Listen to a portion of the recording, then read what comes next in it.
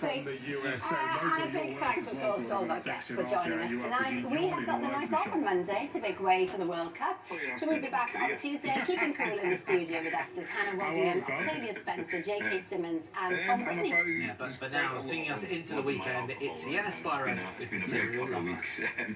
I don't think I've enjoyed myself this much, since Germany, really. That doesn't sound that long, but it was a different level of fun and shenanigans and mischief. It's been brilliant, the spirit, the feeling, the camaraderie, the joy. I mean, it's just set itself up perfectly for heartache, isn't it? You know, so I am a bit of a paranoid, insecure shambles of a man ahead of the game tonight, but actually, for the first time, this team is the kind of team that you've got faith in, that you think will do it. I keep believing them, but yeah, you can't help but feeling a little bit damaged by things that happened in the past 12 months. I mean, you just knew Scotland were going to turn up and take over the place. Tell us about the atmosphere, the days leading up to that game against Haiti, the game itself, and then everything we've seen. I mean, does no one work? Because all I seem to see is Scotland fans all over the shop on social media, in the USA, in and around it, enjoying the rodeos, enjoying everything. They've got serious annual leave. Listen, I've been lying since it crossed my mind. How does it going to be afforded this? You know, I mean, I haven't done a great deal of work in the last week, to be completely honest, but I would have missed it tomorrow. I've been bumping my gums for 28 years about not being back in the World Cup, so you've got to make the most of it, because if I didn't go back for another 28 years, I would be 74 the next time Scotland played in the World Cup. But just to give you a sense of it, I was on an Iceland Air flight, and it was drunk dry by the time we got to Reykjavik. We had to restock in Reykjavik and go again for Boston, and then we got to Boston. It just didn't stop. It went all the way through the night, started early in the morning, Pipers at 6:30. We were getting to our bed at Lord knows what time.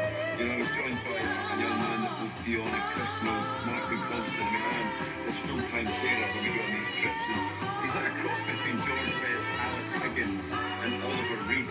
And like, trying to keep him under control.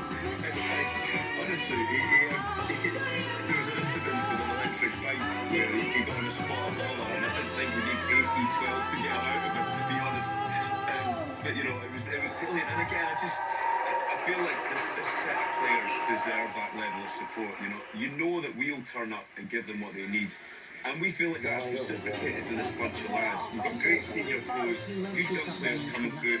We're a wee bit vulnerable, to be honest. I think Angus Gunn gives me, I mean, just sort of hate me saying this, you know, this isn't a guy who knows Brian Gunn so well, but listen, Gunny prays for him. But, you know, he did a couple of times, his handle looked a little bit precarious. I think Grant Hanley, you know, his centre half, I've seen a lot of him this season, but you know, he did handle the ball, I think, against Haiti, didn't he? So, you know, Morocco looked so good up front. You know, they made Gabriel and Marquinhos look a little bit ordinary a couple of times, didn't they? So Lord knows what we'll do to Grant Hanley. As a matter of fact, they are. Chris, My bad. Financial reasons, Chris. The forensic accounting of the smart household has pointed towards a worrying HMRC situation.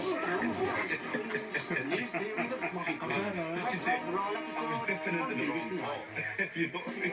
I had to come back and work. But listen, if anybody's Friday night, hello, Katie with you live, and now in their first World Cup meeting, USA beat Australia. And don't forget that you need a TV licence to watch this and other World Cup matches on the BBC. Do you remember that where even James would tag along? I mean, that's a very, very niche reference to the documentary. It's a great answer. Chris, look ahead to the game for a start, because I mean, a lot of people are expecting Scotland and maybe Steve Clark to be a bit more pragmatic in this one, and potentially for Scotland to go to that fight. Yeah, I think it's going to be a couple of options. He could put Kieran Tierney into centre left in that back position. The other choice we'll have to make is which striker to play. I